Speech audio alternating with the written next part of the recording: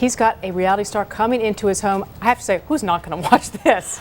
You know, it's called Mrs. Eastwood and Company, Mrs. and it's Mrs. because it really surrounds his wife, Dina, and two of his kids, Francesca and Morgan, and a six-man group called Overtone that was actually featured in the soundtrack to his 2009 film, Invictus. Okay. Mrs. Eastwood moved this band to her property in Carmel, California to help them get a record contract and get them off the ground, and it's all going to be all of them. So it's this kind of weird clan of people who are going to be on E. On E. Now, I must imagine, and you cover this world more in depth than I do, but that celebrities every day must be knocking at the door saying, Yes. I want a reality show. Do they just give it to anybody, or are they dismissing half of these folks? You know, I'm so glad you brought that up because that was my spinoff today on Speakeasy. There is kind of a formula right now. Jeff Jenkins, who is part of Buna Murray Productions, who everyone knows for The Real World, which was the birth of reality TV, kind of says, you know, at this point I have a checklist. I know who's going to make it, I know who isn't, and it's partially due to throwing caution to the wind and living your life on camera. You don't get to say when it turns on and off for 4 to 6 months straight. They're there. Yeah. I would imagine, though, in a scenario like Clint Eastwood, he has so much control over the films that he directs and the films that he stars in, and just he has so much gravitas like in this industry.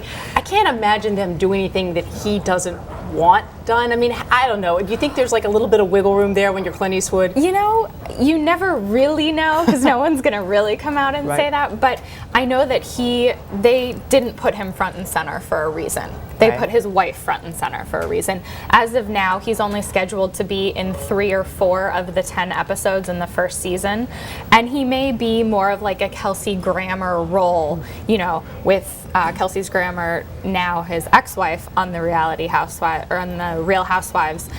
He may just come in sometimes. I don't think it's really going to be him on camera all the time. I think it's going to be her. And yet, though, I mean, it's the Eastwood, the Clint Eastwood name that is certainly the draw here. And I wonder, too, you know, we talk so much about films and TV shows, whether they reach the male demographic, the young female demographic, and it's, you know, you're looking at the Hunger Games launching this weekend, which is a film where they think they're going to get both women and men, and that's going to be key to its box office sales. And I wonder with this, if Clint Eastwood isn't the same ticket, if he's not the kind of guy who can bring in everybody. Dirty Harry, of course. Come on, absolutely. I was talking to E's president of programming, and she said the exact same thing. She said, listen, we're looking to up our male viewers, which they need to do. They've got great demos in the female 18 to 34 range, but they could use that extra bump from men watching this show. And I think any chance to be able to absorb anything Clint Eastwood says or does, most men in this country are going to jump on.